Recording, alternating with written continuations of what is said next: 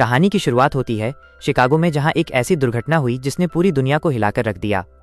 एक लैब में बहुत बड़ा धमाका हुआ जिससे शहर के सारे लोग एक ही पल में मारे गए। अचानक से इस दुर्घटना में मारे गए लोगों के भूत आजकल फिर से हर जगह दिखाई देने लगे हैं। इन भूतों को रैम्स कहा जाता है। इनकी खास बात यह है कि ये लोगों को परेशान नहीं करते, बस अपनी पिछली जिंदगी की झलक दिखाते रहते हैं। ये भूत समय के चक्र में इस तरह फंसे हुए हैं कि रोज कुछ पलों के लिए दिखाई देते हैं और फिर गायब हो जाते हैं। इसके अलावा रैम्स असली दुनिया पर कोई असर नहीं डाल सकते। उस घटना के 10 साल बाद रीमेंस के लौट आने की खबरें आने लगी हैं। वहीं एक दूसरे शहर में वेरोनिका नाम की लड़की रहती है जिसके पिता उस दुर्घटना में मारे गए थे, लेकिन अपने पिता का भूत उसे हर रोज नाश्ते के वक्त दिखाई देता है। एक दिन स्कूल में अगस्त के बारे में पढ़ा रहे थे। उसने पूछा कि आजकल दिखाई देने की वजह क्या है, लेकिन बिटनर के पास इसका कोई जवाब नहीं था। फिर लंच के दौरान वेरोनिका की नज़र किर्क पर पड़ी। किर्क की रैम्स में काफ़ी दिलचस्पी थी। सब जानते थे कि उसे पिछले स्कूल से निकाल दिया गया था, लेकिन ऐसा क्यों हुआ ये कोई नहीं जानता। शाम को वेरोनिका जमी हुई लेक पर आइस स्केटिंग करते हुए वहां अपने पिता के साथ गुजरे प्यारे पलों को याद करने लगी। अगली सुबह नहाने के बाद उसे अपने बाथरूम में अचानक एक नया राम दिखा जिससे वो डरकर नीचे गिर गई। वो लड़का शीशे में देखकर कुछ लिखने लगा और फिर गायब हो गया। वेरोनिका ने देखा कि उसने लिखा था भागो। फिर स्कूल में भी अचानक उसके कान से खून बहने लगा, लेकिन डॉक्टर को ऐसी कोई वजह नहीं मिली। वेरोनिका फिर से बिटनर से बाथरूम वाले राम के बारे में बात करने लगी। बिटनर ने वेरोनिका को अपने घर आने को कहा और वहां वेरोनिका ने उसकी बेटी इवा को देखा जो उन दोनों को नमस्ते करके चली गई। जब वेरोनिका ने बिटनर को वो बाथरूम वाला किस्सा सुनाया तो उसे यकीन ही नहीं हुआ, क्योंकि रैम्स असल दुनिया पर असर नहीं डाल सकते, तो आखिर वेरोनिका गिरी कैसे। आखिरकार घर लौटकर वेरोनिका फिर से उस राम का इंतजार करने लगी, लेकिन कोई हलचल नहीं हुई। इसके बाद उसने किर्क से बात करके अपने सवालों का जवाब ढूंढने का फैसला किया। जब वेरोनिका ने उसे बाथरूम वाले राम की बात बताई तो किर्क ने पूछा कि उसे रैम्स में इतनी दिलचस्पी क्यों है। वेरोनिका ने जवाब दिया कि उसे डर है कि वो बाथरूम वाला राम उसे नुकसान ना पहुंचा दे। इसके बाद स्कूल में दोनों रैम्स के बारे में बात कर रहे थे। अचानक वेरोनिका ने राम को ब्रायन कह दिया।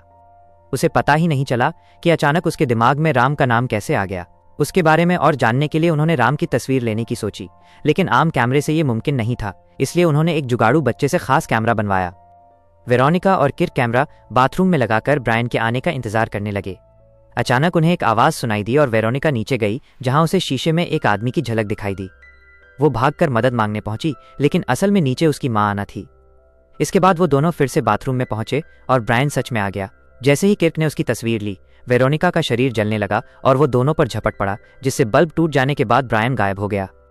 अगली सुबह किर्क ने पता लगाया कि ब्रायन ने 4 साल पहले पादरी की बेटी मैरी को मार डाला था।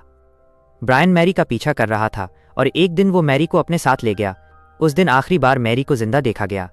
वेरोनिका और किर्क ने पता लगाया कि ब्रायन इस शहर का नहीं था और मैरी अपने जन्मदिन 29 फरवरी से ठीक पहले गायब हुई थी। वेरोनिका का जन्मदिन भी 29 फरवरी को ही आता था। बाद में वो दोनों लाइब्रेरी में जांच पड़ताल कर रहे थे और एक अनजान परछाई उन पर नजर रखे हुए थी। जैसे ही परछाई गायब हुई तो लाइट्स खराब हो गई और वेरोनिका की कॉपी नीचे गिर गई। उसने उठाकर देखा तो कॉपी में लिखा था भागो भागो, लेकिन ये वेरोनिका ने तो नहीं लिखा था। इसके बाद किर्क को प्रिंसिपल ने बुलाया और पूछा कि वो आजकल रैम्स के पीछे क्यों पड़ा है। किर्क ने कहा कि ये सब स्कूल प्रोजेक्ट के लिए है, लेकिन प्रिंसिपल को यकीन नहीं हुआ। उधर वेरोनिका बास्केटबॉल गेम देखने गई थी, लेकिन किर्क उसके किसी मैसेज का जवाब नहीं दे रहा था। प्रिंसिपल भी वही मौजूद था। अचानक प्रिंसिपल को एक मैसेज आया और वो सीधा सीढ़ियों की ओर भागा। उधर गेम के दौरान ही वेरोनिका को ब्रायन का राम दिखाई देने लगा। वेरोनिका ब्रायन की ओर चलने लगी। उसे एहसास ही नहीं हुआ कि वो गेम के बीच से जा रही है। जैसे ही उसका ध्यान वापस आया, अचानक छत से प्रिंसिपल की लाश नीचे गिर पड़ी। शाम को किर्क ने वेरोनिका से कहा कि उसने प्रिंसिपल को रैम्स की पूरी कहानी बताई थी और प्रिंसिपल ने तो उनकी मदद करने का वादा भी किया था, लेकिन फिर अचानक वो मारा गया। इसके बाद वेरोनिका ने इमोशनल होकर अपने पिता की कहानी बताई कि कैसे दुर्घटना वाले दिन उसने अपने पिता से नाराज होकर कहा था कि वो उनसे बिल्कुल प्यार नहीं करती। उसके पिता को ऑफिस के लिए देर हो रही थी, इसलिए वो गाड़ी से चले गए। उसे लगा कि अगर वो ट्रेन से जाते तो शायद धमाके से बच जाते। वेरोनिका खुद को उनकी मौत का जिम्मेदार समझती थी, क्योंकि उसी की वजह से उस दिन लेट हुए थे। शर्मिंदगी की वजह से वो आज तक उनकी कब्र पर भी नहीं गई। किर्क ने भी बताया कि उसके पिता भी उसी दुर्घटना में मारे गए थे, लेकिन राम बनकर दिखाई नहीं दिए, इसीलिए वो उनके राम को ढूंढता फिरता है। रात को वेरोनिका ने फिर से ब्रायन को देखा, जो खिड़की से उसकी ओर बढ़ रहा था। वो पीछे हटकर एक जमे हुए तालाब में गिर पड़ी और पानी में उसे 2 लड़कियों के भूत और अजीबोगरीब चीजें दिखाई दी। आखिरकार उसकी आंख खुली और उसे एहसास हुआ कि ये सब बस एक बुरा सपना था। अगली सुबह आना ने वेरोनिका से कहा कि वो 28 फरवरी को एक इंटरव्यू के लिए जा रही है, यानी 29 को वेरोनिका के जन्मदिन पर वो नहीं आ पाएगी। जब उसके पिता का राम फिर से आया तो किर्क ने देखा कि वो अपनी मौत से अगले दिन का अखबार पढ़ रहा था। किर्क ने 2 लड़कियों की खबर पढ़ी और उसे लगा कि वेरोनिका के पिता उसे कोई इशारा दे रहे हैं। उन्होंने पता लगाया कि वो दोनों लड़कियां भी 29 फरवरी को 1 साल के अंतर में गायब हुई थी। वो दोनों क्लियर की बहन से मिले, जिसने बताया कि ब्रायन क्लियर का बॉयफ्रेंड था और वो जल्द ही उसके साथ शिकागो में रहने वाली थी। अब किर्क और वेरोनिका को एहसास हुआ कि सारे राज शिकागो में ही छुपे हुए हैं। शिकागो पहुंचकर उन्हें वेरोनिका के सपने वाला तालाब भी दिखाई दिया। हैरानी की बात तो ये थी कि शिकागो में हजारों रैम्स थे जो कुछ ही पलों में गायब नहीं होते थे। धमाका यहीं हुआ था तो रैम्स यहां पर ज्यादा देर के लिए रुक सकते थे। इसके बाद वो क्लियर की बहन से मिलने उस पते पर पहुंचे जो असल में वही लैब थी जहां पर वो भयंकर विस्फोट हुआ था। सीढ़ियों से उतरते हुए वेरोनिका ने तरह तरह के काफी भूत देखे। फिर वो एक कमरे में पहुंचे जहां जिंदा लोग क्लियर का राम देखने आए थे। उन्होंने देखा कि क्लियर का भूत हंसते हुए किसी से बात कर रहा था। अचानक उसे नीचे गिरा दिया गया और उसने सीढ़ियों से चढ़कर बचने की कोशिश भी की, लेकिन हमलावर ने उसका गला घोंट दिया और क्लियर का राम गायब हो गया। वहां मौजूद भीड़ में किर्क ने दुर्घटना की जांच कर रहे हेड डॉक्टर स्किनर को देख लिया। जब किर्क ने उसे पुकारा तो वो भाग निकला और किर्क और वेरोनिका उसके पीछे भागे। आखिरकार जब वो पकड़ में आया तो उसने उन दोनों पर बंदूक तान दी। वेरोनिका ने भी गुस्से में कहा कि अपने सवालों के जवाबों के बिना जीने से तो अच्छा है कि स्किनर उसे मार ही दे। स्किनर अपनी कहानी सुनाने को राजी हो गया। उसने बताया कि जब हिरोशिमा और नागासाकी में बम धमाके हुए तो मारे हुए लोगों की परछाइयां दीवारों पर छाप गई थीं। ये परछाइयां मरने के बाद भी जिंदा लोगों से बात करने का जरिया समझी जाने लगीं। स्किनर भी ऐसा ही कुछ बनाना चाहता था जिसमें उसके मरीज मौत को छूकर टाइम कैप्सूल से बाहर आ जाते। लेकिन धीरे धीरे एक्सपेरिमेंट खतरनाक होता गया और हादसे के दिन सबके सब मारे गए। ब्रायन एक अच्छा आदमी था, लेकिन हादसे के बाद जब उसकी गर्लफ्रेंड मर गई तो स्किनर को पक्का यकीन हो गया कि उसे ब्रायन ने नहीं बल्कि बिटनर ने मारा है। बिटनर ने कुछ और लड़कियों को मारकर उनके शरीर में क्लियर की आत्मा वापस लाने की कोशिश की, और तो और हर लड़की का जन्मदिन वेरोनिका की तरह 29 को ही आता था।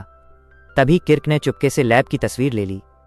अगले दिन किर्क और वेरोनिका उसके जन्मदिन तक उसकी सुरक्षा करने की तरकीब लगाने लगे, लेकिन तभी स्कूल वालों को किर्क के लॉकर में एक बंदूक मिल गई। वेरोनिका मिस्टर बिटनर से मदद मांगने गई तो उसने बताया कि किर्क के पिछले स्कूल में भी उसके पास बंदूक मिली थी, इसीलिए उसे निकाल दिया गया था। जब वेरोनिका ने बिटनर को सारी कहानी सुनाई तो उसने कहा कि भागने से अब कोई फायदा नहीं होगा, उन्हें वेरोनिका के कमरे को लीड से ढककर पैनिक रूम बनाना होगा। अगले दिन किर्क ने वेरोनिका को बताया कि ये बंदूक उसकी नहीं है। पिछले स्कूल में उसने किसी को नुकसान पहुंचाने के लिए नहीं बल्कि अपनी रक्षा के लिए बंदूक रखी थी। लेकिन वो चाहे जो भी कहे, वेरोनिका उस पर विश्वास नहीं कर पा रही थी। वो बिटनर के बताए पैनिक रूम की तैयारी में लग गई। उधर आना अपने इंटरव्यू के लिए गई, लेकिन वहां तो उसे किसी ने बुलाया ही नहीं था।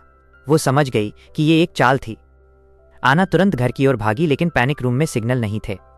सुराग ढूंढते हुए किर्क बिटनर के घर गया और उसका शक तुरंत यकीन में बदल गया। उसकी बेटी ईवा वहां असल में एक राम है और अब बिटनर वेरोनिका को मारकर उसके शरीर में ईवा को जिंदा करना चाहता है।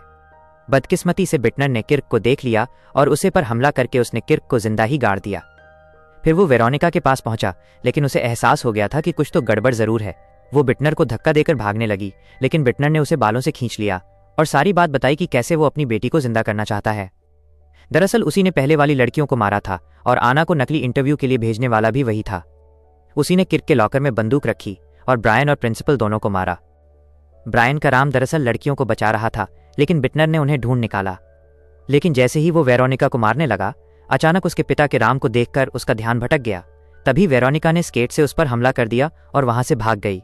भागती हुई वो जमे हुए तालाब पर पहुंची और बिटनर भी उसे पकड़ने आ गया, लेकिन वो दोनों ही पानी में गिर गए। वहां ब्रायन के राम ने वेरोनिका की जान बचाई, जबकि मैरी के राम ने बिटनर को डुबा दिया।